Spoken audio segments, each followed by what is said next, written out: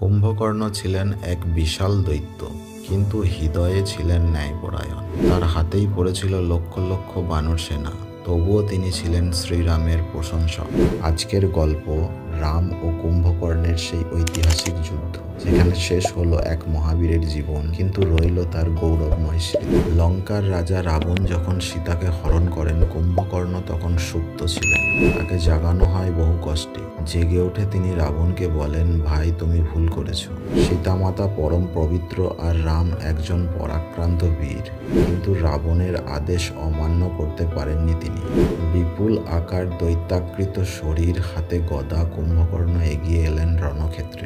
শ্রীরামের বানর সেনা তাকে দেখে ভীত হয়ে পড়ে। সে এক এক করে লক্ষ লক্ষ সৈনিককে ছুঁড়ে ফেলেন, ধ্বংস করে দেন বহু যন্ত্র।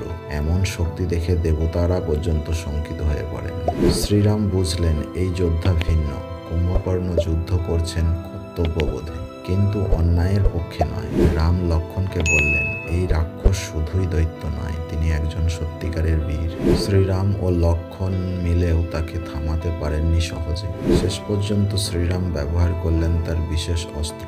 একে একে কেটে যায় কুম্ভকর্ণের বাহু, পা এবং অবশেষে মাথা। সেই বিশাল দেহ লঙ্কার ভূমিতে আছড়ে পড়ে। কম্পমান হয় পাহাড় পর্বত, কিন্তু তখনও রামের চোখে কোনো আনন্দ নেই। তিনি হাত জড়ো করে বললেন, তিনি আমার শত্রু ছিলেন না, ছিলেন আমার ভাইয়ের মতো। তিনি লড়েছেন তার কর্তব্যে, আমি তাকে প্রণাম জানাই। এই শ্রদ্ধা, এই বীরবন্দনা, এটাই রামায়ণের শিক্ষা। শত্রু হলেও যে ন্যায়নিষ্ঠা, সে সম্মান পাওয়ার যোগ্য। আর কুম্ভকর্ণ ছিলেন তেমনই একজন যোদ্ধা, যিনি মৃত্যুর পরেও আমাদের মনে সাহস ও সততার প্রতীক হয়ে আছেন। রামায়ণের প্রত্যেকটি চরিত্র আমাদের কিছু না কিছু শেখায়। কুম্ভকর্ণ শেখায় কিভাবে কর্তব্য পালন করতে হয়, আর শ্রীরাম শেখান কিভাবে শত্রুকেও শ্রদ্ধা করতে হয়। এই গল্প আপনার কেমন লাগলো মন্তব্যে জানান। সনাতনী ভাই বোনেদের প্রতি অনুরোধ, ধর্ম ও সংস্কৃতির আলো ছড়িয়ে দিতে ভিডিওটি লাইক করুন।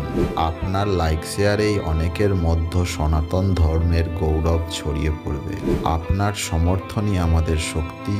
জয় শ্রীরাম।